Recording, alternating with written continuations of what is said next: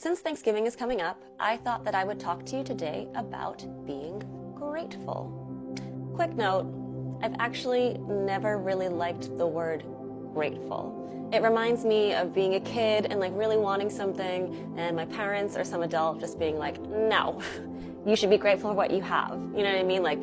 I don't care about your feelings, you grin and bear it, you should be grateful. It always sort of had this lack connotation to me. It's like, I can't have what I want, but you should just be grateful for the crap that you have. And of course it wasn't crap, but in my mind it felt like crap because I wanted the thing, right? Of course, as a fully grown adult, now I can sort of see where they were coming from. Maybe they couldn't afford the thing that I wanted. Maybe they were like, you already have 100 of these, why do you want the same thing? But again, at the time, it just felt like you should just be happy with what you have, Mind you, we didn't grow up lavishly, but we had what we needed. Did I want more? Of course. But if I had actually reflected on that bit of advice, really, that they had given me, maybe I could have looked around and seen all that I really did have. Yes, we were not the family that could go on vacations. We didn't really eat out very much.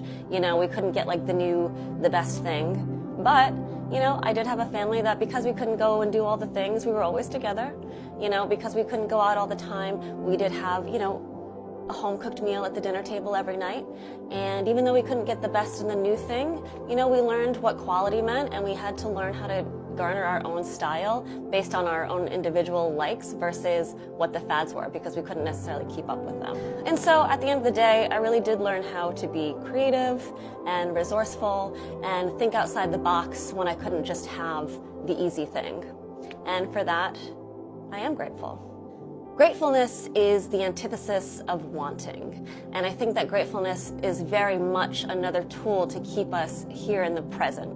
Wanting is very much a future-oriented state, and I think longing would be something, keeping us in the past, but being grateful for what is, that's very much a practice of staying in the present. So I hope that this holiday season, you can just take a moment and be present and really just be grateful for the people and the things around you, and really just take the time to enjoy where you are. And so happy Thanksgiving. I am grateful for you all, and I will see you next time.